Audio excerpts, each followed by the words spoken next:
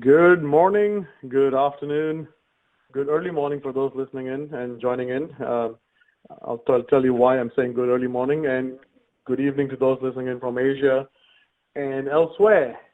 5 absolute must-haves for AWS, Azure, Google, and every other cloud solution on the planet, that is. Really excited to be joined today by very, very informed and experienced people. Chris Payne, yours humbly, Amar, but obviously a new participant we have today joining us at Cyber Management Alliance's webinar, Anmol Anand. So I'm going to let them introduce themselves. A couple of hygiene topics.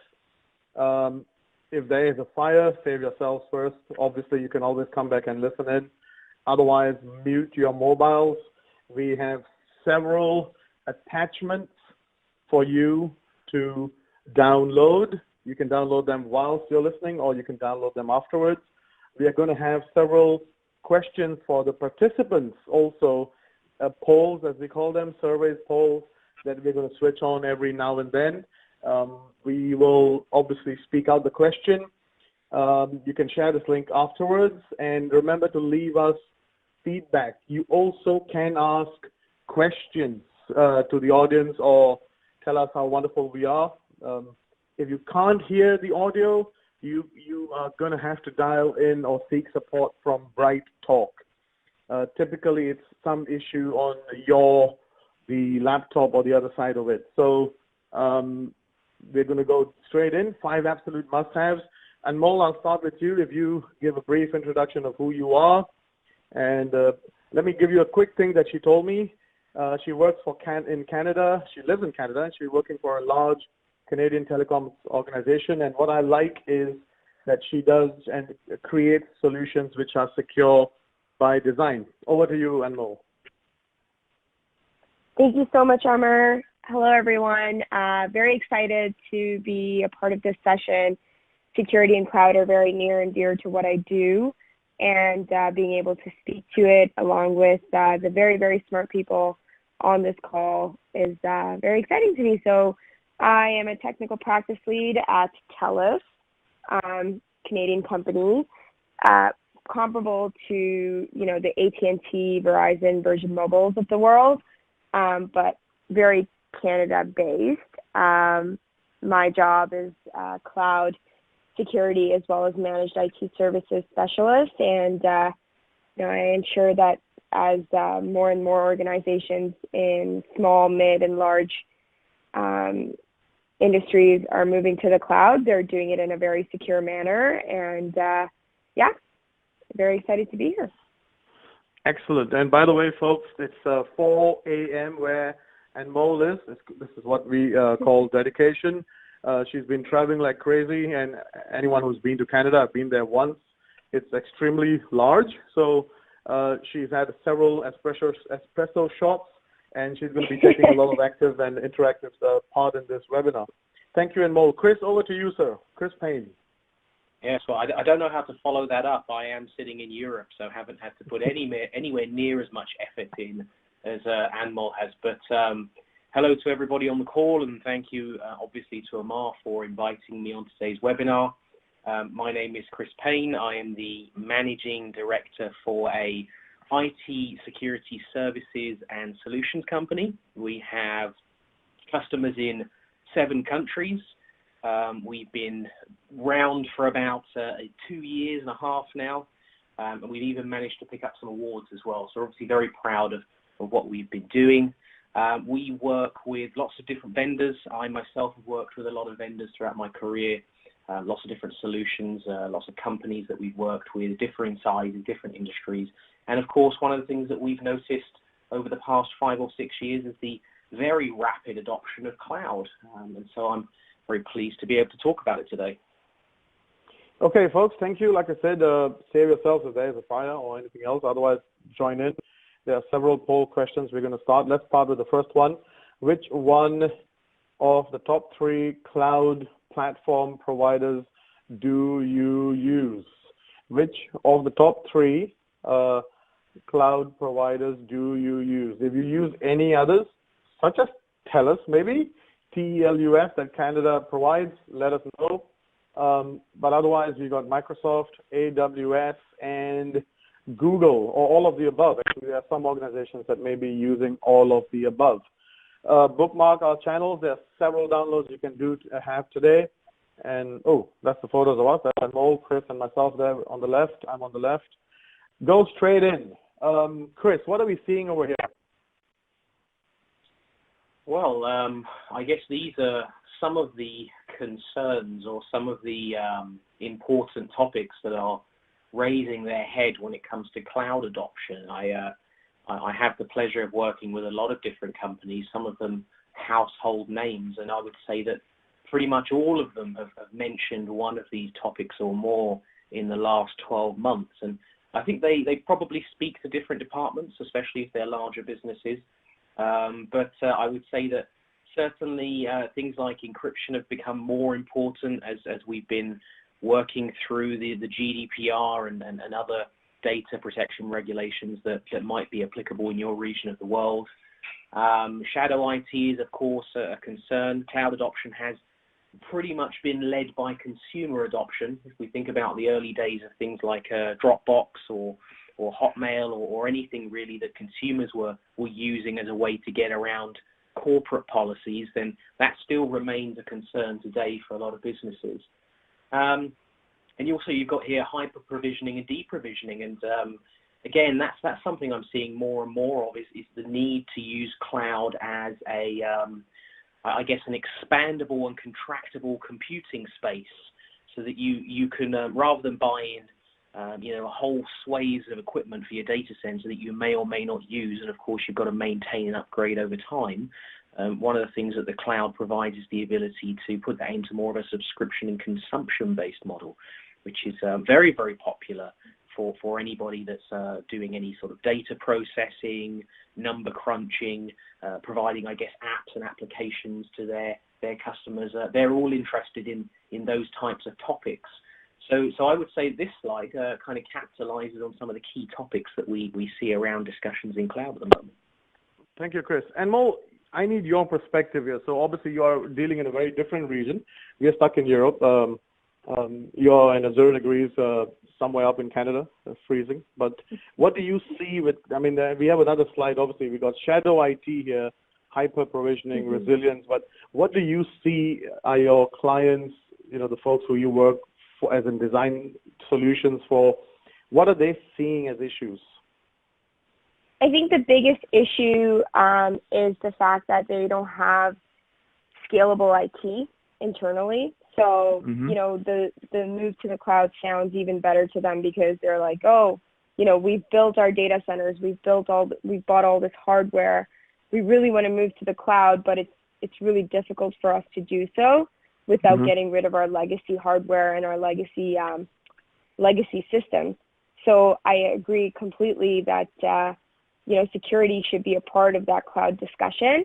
However, it's important for companies to realize that you can't move broken processes when you're moving to the cloud, right? So you can't move things that are already insecure. A lot of people think that moving to the cloud will get rid of their security concerns, but in reality, migrating to the cloud should be a proactive approach to security, not necessarily, we'll fix it after we've already moved.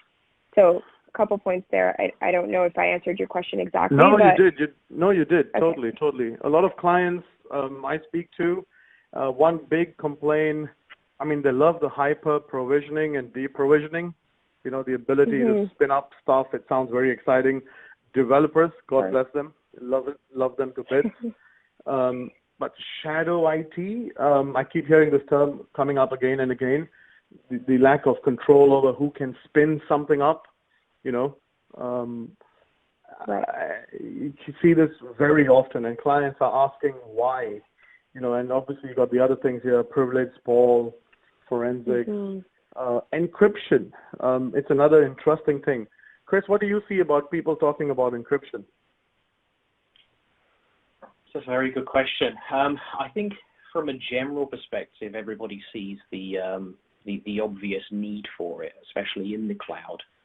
I don't necessarily think that we've seen a a very good application of where it's possible with guaranteeing a good level of security. The reason why I say that is quite often with these encryption-based products that have some kind of cloud provisioning behind them, there's always a question about who owns the keys and where those keys are based. Are the keys shared? What access there are to those keys? Because of course that's what secures the data in the end. And I think that especially when we look at some of the solutions out there that provide full cloud coverage, so the keys are in the cloud, the management's in the cloud. These people obviously have multiple customers. There does tend to be a concern there around key management. I'm not sure that I've necessarily seen a good enough solution for that yet.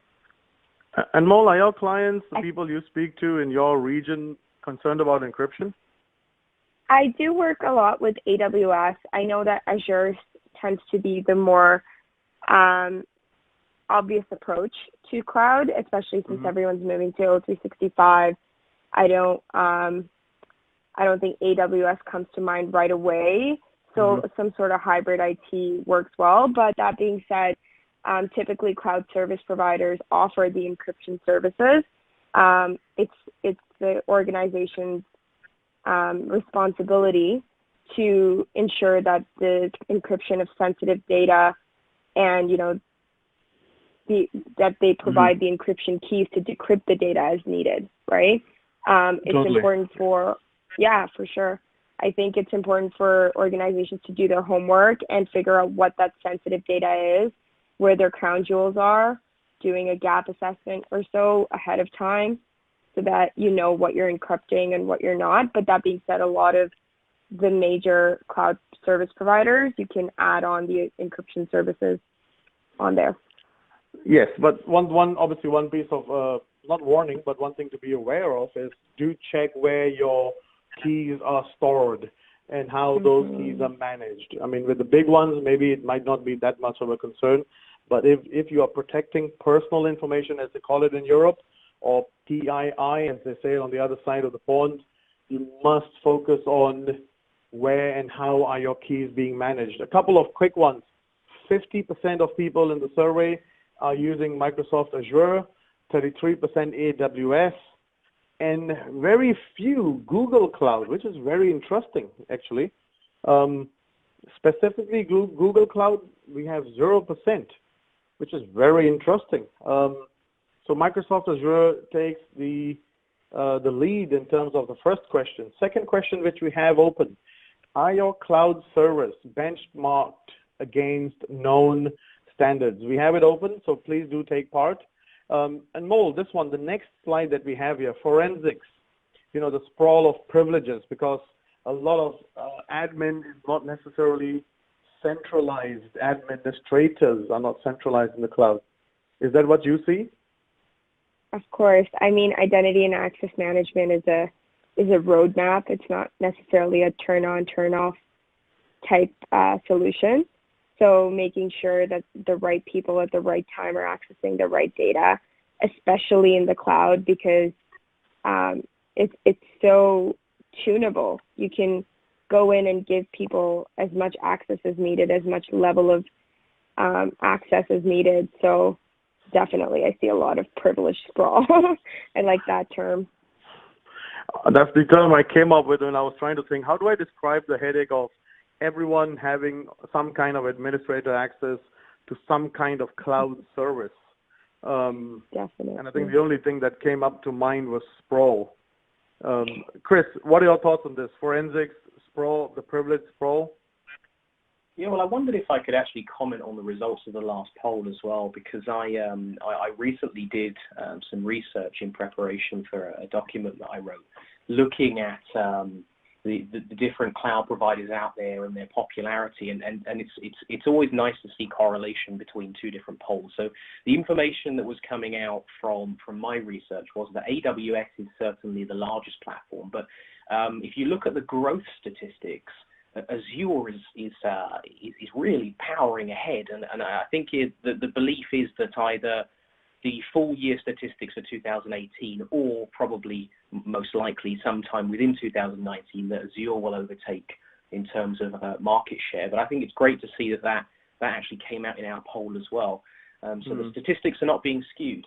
But on the topic of privilege sprawl, I'm a huge advocate of federated identities. I think using federated identities is something that all organizations that have cloud or hybrid cloud or anything that's not connected to their user repository internally, they should be looking at federated identities. I mean, you have to look at a couple of things. What do you do when employees leave and they happen to have 6 or 7 different accounts all over the place?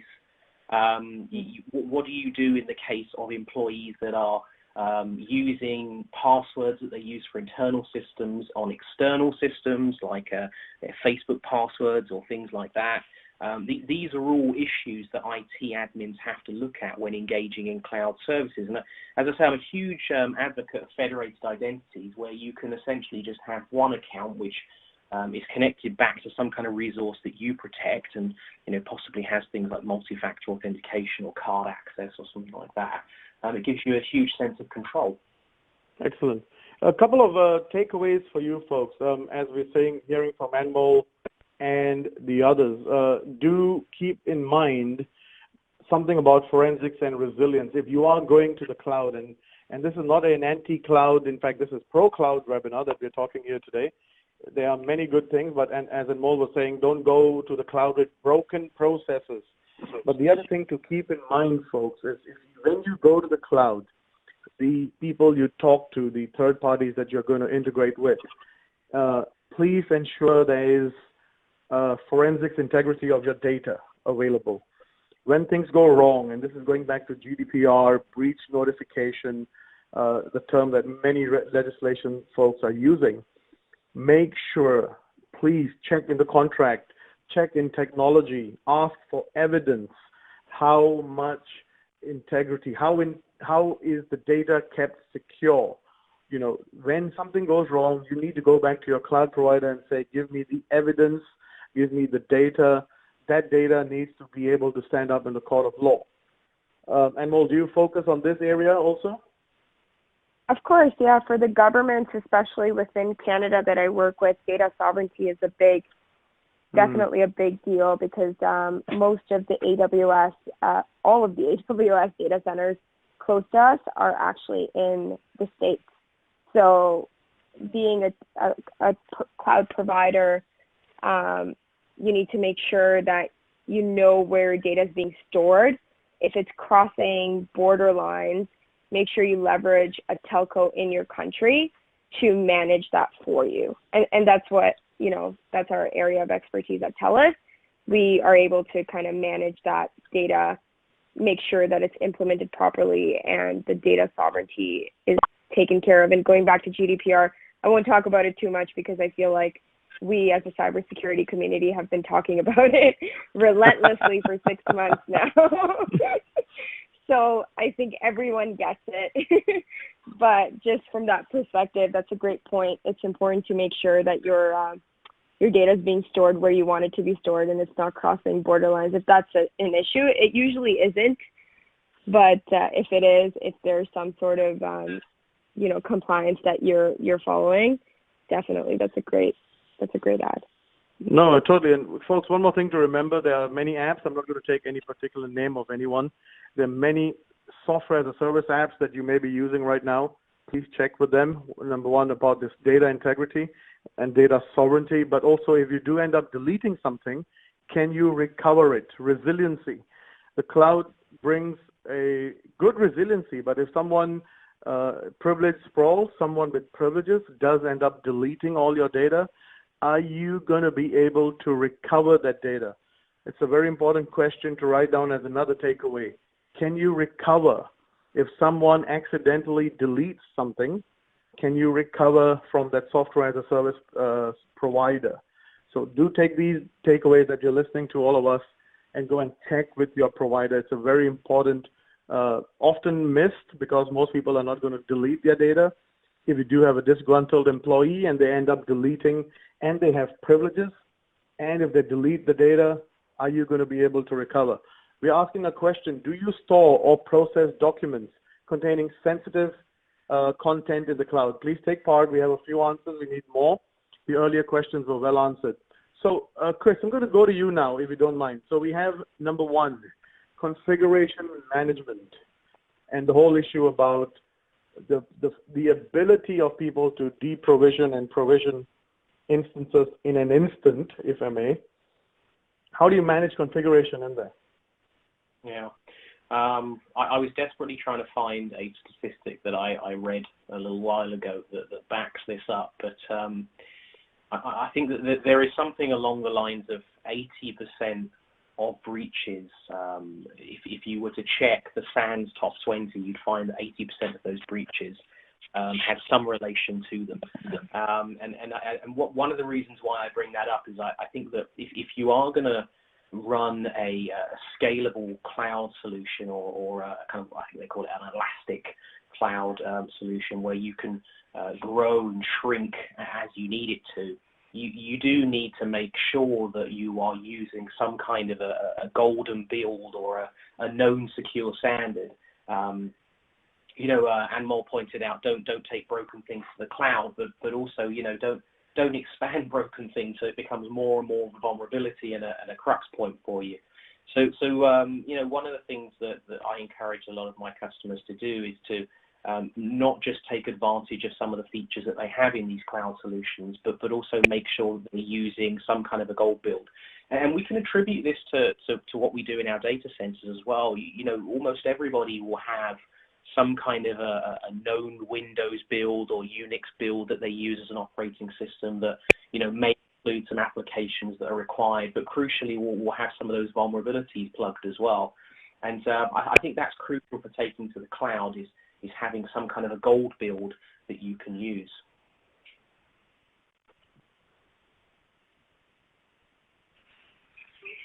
Thank you, Chris. I do apologize. I think I'm not sure if other people's screens have gone blank. We do apologize.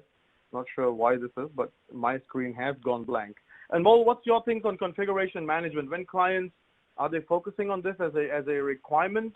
Because we believe, as we were discussing earlier, one of the things that you must focus on regardless of cloud, obviously, but in a hyper something environment, right? Hyper provisioning environment. How do you ensure that everything that you are putting out is baked properly? Well, a lot of organizations are, without knowing, consuming a cloud-based model. Your applications may already be in the cloud, and a lot of companies leverage applications that are cloud-based and easily accessible. Cloud is not. I keep coming back to the idea of cloud not necessarily being just AWS, Google Cloud, or Azure, or any of the above, but more necessarily a mindset, right? A journey to make all your applications, all your servers, everything sit in the cloud, the so-called cloud, right? So yeah, definitely configuration management is very important, but it's also important to keep track of what you're moving out and how you're securing that on the back end, right? And how you're configuring it and how you're managing it and how you're provisioning it. So being mindful of how much you've already moved over without really realizing is really important. Excellent. No, that's very useful. The next point we have here, folks, and if you have any questions, I'm just going to look at some polls here. Do you store or process documents, files containing sensitive content in the cloud? 41% have said yes. 41% have said no. Okay, that's an equal split there. And sometimes we have 16% of sometimes. So that's fairly balanced view. Next question, folks. So we're going to move on to the next one. We're going to stop this one, and we're going to go to the next. Chris, are you there? Yes, I'm here. I think you may have to take over. For some reason, Bright Talk is not working from my side. Oh, no problem at all. Yes, so and I thought that might be the case because we have some new statistics. So there's actually 46% store documents or process documents containing sensitive content in the cloud, 38 no, and 15% sometimes. So But what I'll do is I'll enable the next question for you. Okay, excellent. All right. Okay, so if you store, I don't know if you can see that, but if you store or process sensitive documents / files in the cloud, do you believe they are being adequately protected? And that's now open to vote on. Excellent. And that would include documents that you send back and forth for e-signatures as well. Keep that in mind. That's considered sharing and processing sensitive documents in the cloud. Excellent. And Chris, if you still can't agree, Amar, number 2 in our top 5 recommended features for cloud security is the secure sharing of documents.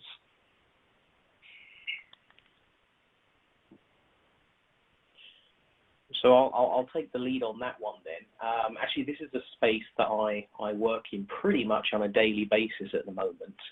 And it's very common for me to speak to businesses who work with partner businesses, work with maybe other offices as a part of their wider organization, especially if they're multi-conglomerate, maybe working with orders processing, communicating with clients. But in essence, very much a large part of what these businesses are doing are constantly sharing data or files. A lot of the time, it's actually just data. And the need to do that in a secure manner. And quite often what I'm seeing is a desire to want to move that towards some kind of a cloud-based solution, whether it be an application or a server. And I think that the reason why we highlight this point is ensuring that not only your cloud operations are effective and are working correctly and have correct processes to them, but actually also ensuring the security of that, whether that be the data security, the integrity of the data, or assuring a certain level of uptime is always guaranteed. But I think that's why we highlight that point. So Amar, have we lost you there? I think we may have lost Amar there. Anmol, I don't know if you wanted to add any points to that. Yeah, I just that was a great point, and I really think that a lot of organizations don't understand the idea of shadow IT when it comes to secure sharing of documents.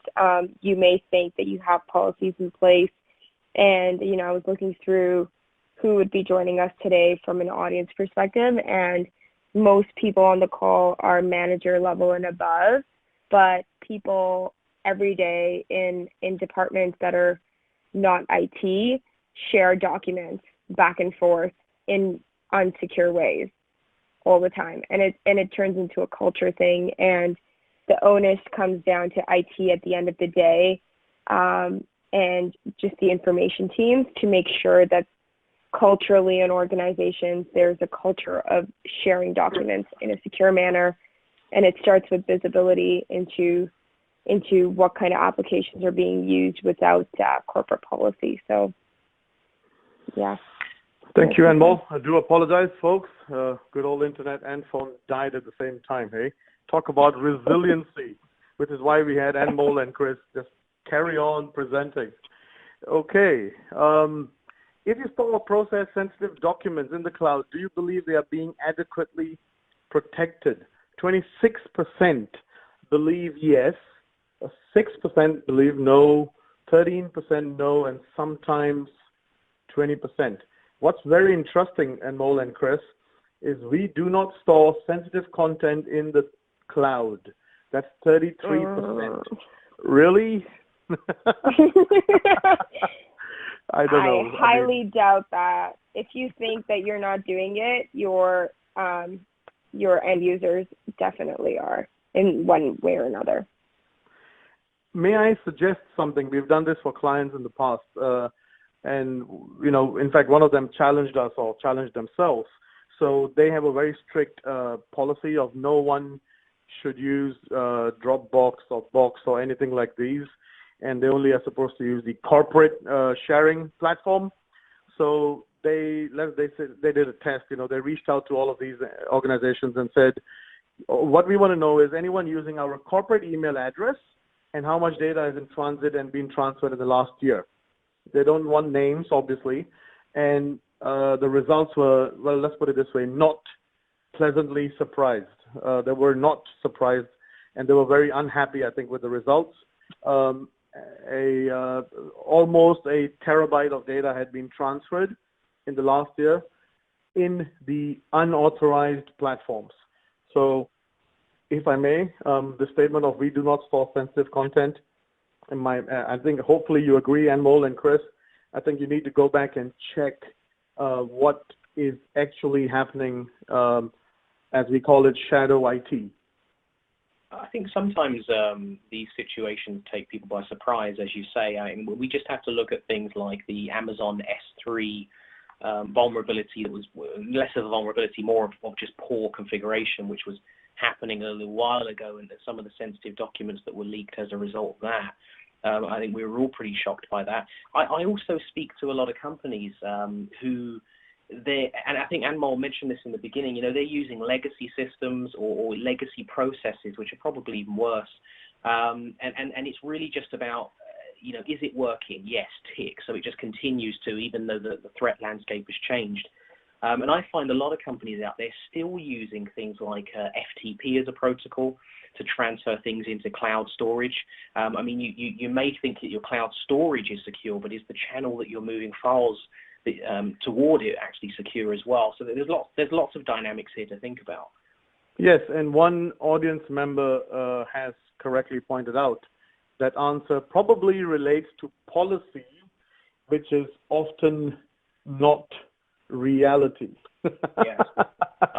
Policy and reality are not the best of friends on any given day.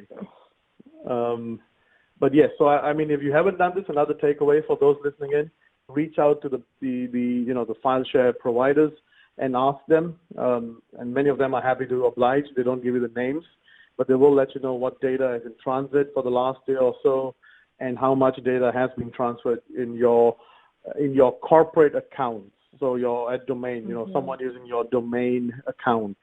It's a good thing to know. It's a perfect example of shadow IT, and they may not be using your laptop, but never underestimate the power of the human to do a workaround.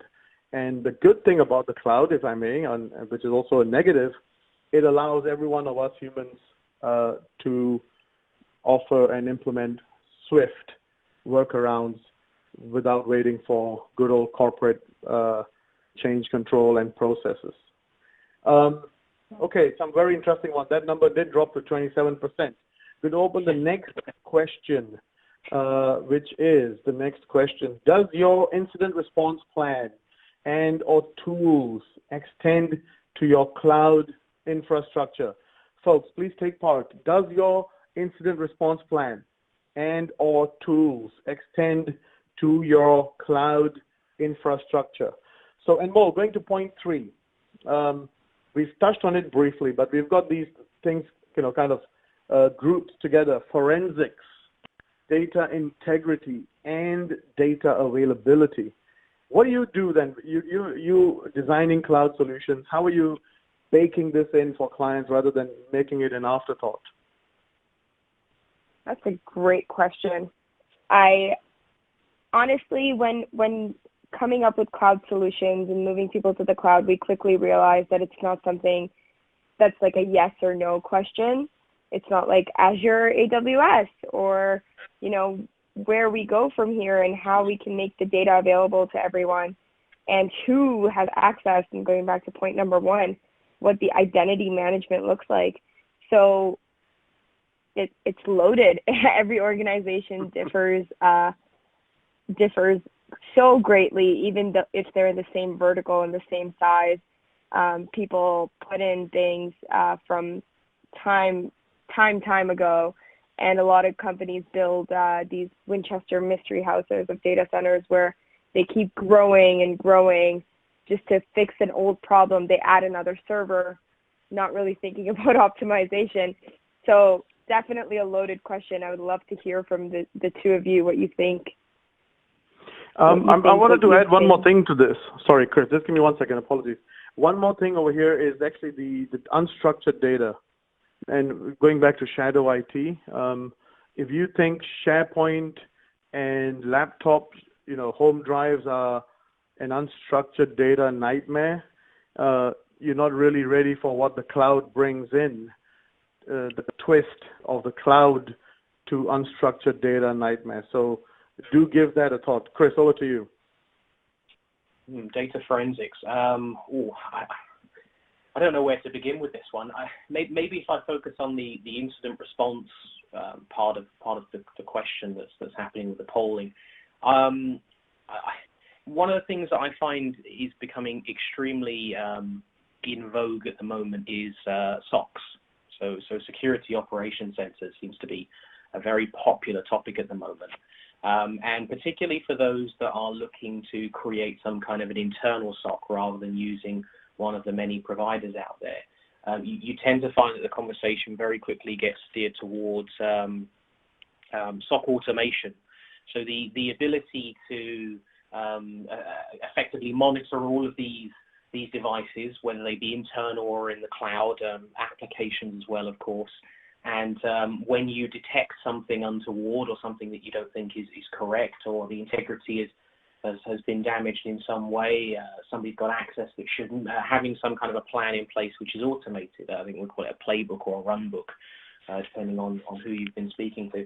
I think that type of solution is incredibly important. And you raised the point there, Amar, about, if you think using something like SharePoint, which we know can be a beast in itself, is unstructured data, you haven't seen anything in comparison to what some of these organizations have, terabytes and terabytes of cloud storage with just stuff in it that for years that they don't even appear to have much of a grip of. And having some way to make sense of that madness, I think is very crucial. In terms of forensics, I don't know that I've ever seen that played out in action, but of course we'd like to think that whatever capabilities we have in our own data centers for investigation, that we'd like to believe that we have that in the cloud as well. But of course, I guess that depends on what agreement you have with your provider or your service provider. What I really love, what I really love about AWS especially, and also Azure, is the ability to spin up security infrastructure at your fingertips. It's when I first saw it take place on a customer's environment, it really blew my mind the way that they just spun up the logarithm instance on their AWS environment, and you can just go into the marketplace and have a security incident event management type background, forensics, data integrity. A SIM will do all of this for you and produce alerts that make more sense than you going through each alert individually. So just to keep in mind, you can spin up your security infrastructure in the cloud as provided by the cloud provider. No, totally. And I think the next slide also focuses visibility. Just to add to that, Amar, I don't know if you're aware of this, Anmol, but actually on point 1, when we were talking about configuration management and benchmarking, I believe it's AWS that can actually provide you with pre-hardened operating system images as well, in accordance with CIS. Which is, of course, one of the more popular benchmarking applications. So I completely agree with you there. So Azure's got a community share. Sorry, go on. No, Azure's actually got a community online where you can get configurations that other organizations and other developers have come up with, and you can just spin them up on your own Azure environment. So keep that in mind as well. Excellent. That's a really good golden nugget there, folks. AWS and Azure. Azure, I think Anmol said, is a community, so focus on that. Actually, there are loads of communities out there, the marketplace and Amazon. But something to keep in mind also is, and this is, again, I'm going to make a statement here with a lot of care, most of the hacks require, apart from access, they require something to change. So something to change. If privilege escalation is a change, file integrity is a change. So do keep this in mind.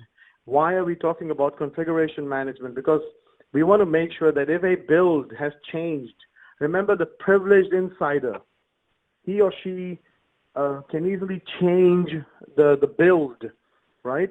So this is why configuration management in the cloud is actually even more important, because you can spin up something and spin down something in such a short time frame.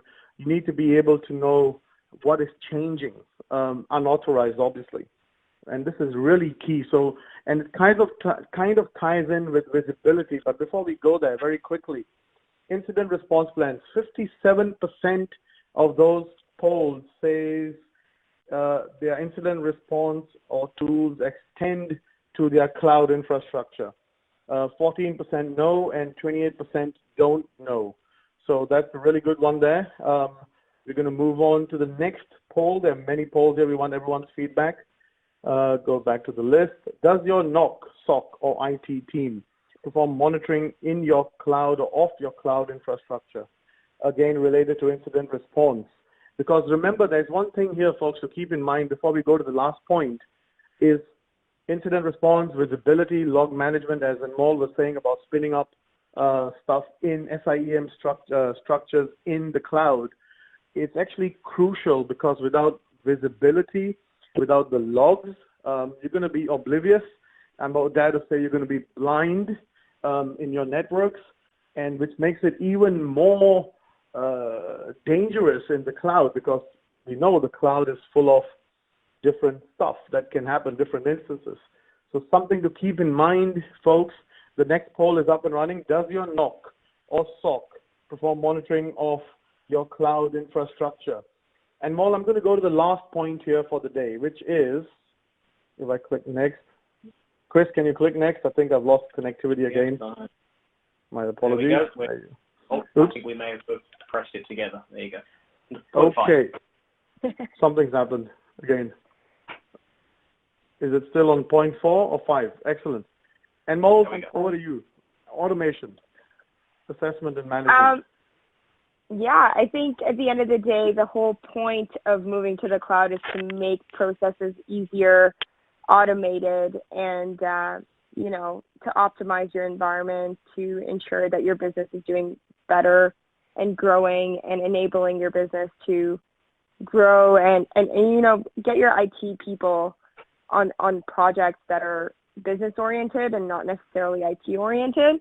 So it's really important to have an assessment done ahead of time before you start moving to the cloud, before starting your journey. A lot of organizations, it takes them months to move over, right? It's not something that happens overnight. To be able to foresee how long it's going to take, I would almost always encourage organizations to leverage a third-party integrator to do an assessment and see how much of your environment's already in the cloud, what your security infrastructure looks like, and how it's gonna affect you. It's not for everybody. Cloud, I know that we're here to push cloud and talk about it, but sometimes your organization just can't afford it from a cost optimization perspective. So to go through a cost analysis with a third party, which is not AWS or Azure or a cloud provider, I think is super invaluable. Excellent. That was quite valuable. Chris, what are your thoughts? Automation. When I first started working with cloud solutions about 6 years ago now, I must admit that, like most security practitioners, I was a quiet pessimist about cloud. There was a lot of concerns in the early days about the security of cloud, but actually, I've definitely changed my thinking. And for example, the company that I run now is 100% cloud. We don't have a data center, so everything we do is cloud-based, with of course the exception of the laptop that's sitting in front of me right now. But I think that one of the things that really turned my opinion for cloud was automation, especially working with, if anybody's used Microsoft Azure, which it appears a lot of people have, things like Logic apps. Logic apps are incredible. The ability to tie together multiple solutions and processes that would have required some real tedious programming or coding in the past, maybe a lot of hand-holding, possibly more effort than most organizations were prepared to go to. It's been made incredibly simple now, almost a drag and drop style ability to plug systems together that just have no communication between them in any other sense. And I've seen some fantastic examples of organizations that are using automation in the cloud to an extent where I wonder how they would do it any other way. It really is the glue of the solutions that they're using. There are some companies out there, very well known brands, particularly in insurance, who from an operational perspective are fundamentally reliant on automation, and now a lot of it moving to the cloud. It's making, as Anmol said, it's making things easier for their IT teams, it's making things move faster, and ultimately probably filters down to consumer level as well. Okay, folks, a couple of quick questions. Remember to download. Remember to give us feedback. Any questions, chuck them in now, or you can email them to us later. We have a poll question. I need more people to take part, please. Everyone's starting to slow down. We are about to shut down very soon, another few minutes, and we will be calling it a day. Does your NOC SOC perform monitoring of your cloud infrastructure? It goes back to visibility. On automation, my thoughts are very simple. Criminals, cyber criminals, as we want to call them today, they're one of the key strengths, if there's a positive aspect to it, prefer and love automation. Automation reduces errors. Automation is, and the cloud, I think, are joined at the hip, and they must be. And unless, and automation, as you and Anmol started off today talking about, automation requires, in my opinion, a different way of thinking about processes. You have to think automated processes.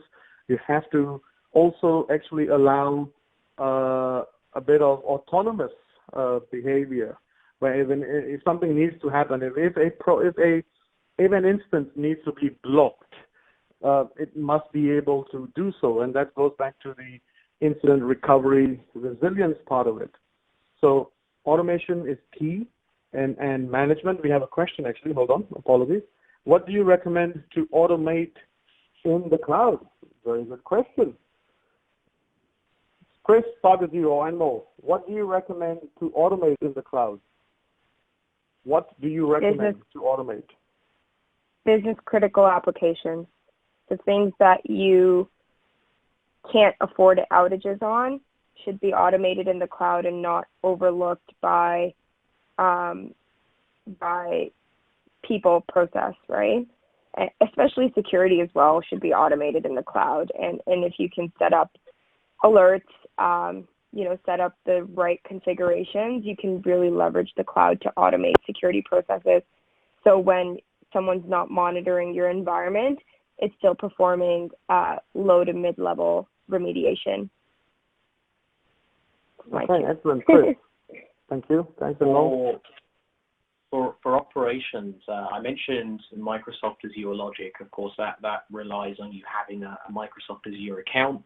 But I think Azure Logic is fantastic. I personally work with a solution called Ipswitch MoveIt Automation, which has a very similar function to Azure Logic, being able to connect to various different apps and processes. But the automation solution focuses specifically on file movements. So being able to take maybe something that an application spits out at the end of the month, email it to all the recipients and take a copy and send it to SharePoint, whilst then also uploading it to another file storage location. I'm making up a process there, but I would also recommend that solution. I also think any of the very large vendors out there that are sort of doing SOAR solutions and other types of automation, things like McAfee DXL, I think it's called, comes to mind, where it's able to essentially share security information across all of its solutions. So if you're a McAfee house, obviously that's very important. You can have a connection to SIEM, a connection to your firewalls, something coming from data classification, and they're all sharing in a collective intelligence and being able to automate on that basis. So I'll go for Microsoft Azure Logic apps, Ipswitch MoveIt Automation, and then one of the big boys like McAfee DXL. Personally, I have experience with the things like Chef and the others that work in AWS, and I think they also work. Chef works in Azure too. So these tools are quite good to look at. They require different skill sets, obviously, but it's something good to look at. There are many others there. I can't really remember all the names right now, but do take a look at CHEF. And again, I think the tools, there's no end to the tools, but it's quite interesting how much you can automate with things like Chef and the others. We have a question open. That's the final one for today. How important are automated processes for your organization's IT operations? It's a very good question, actually. How important are the introduction of automated processes? And Mo, how many, if you may, or just a rough percentage, how many of your clients focus on automation?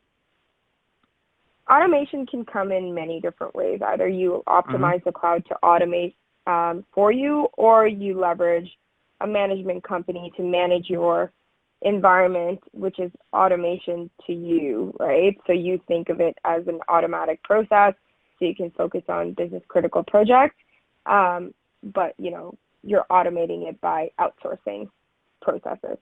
So a lot of organizations love the idea that in cloud, it makes it easier for other providers to kind of come into your environment and manage and assess it, and you don't have to do it yourself.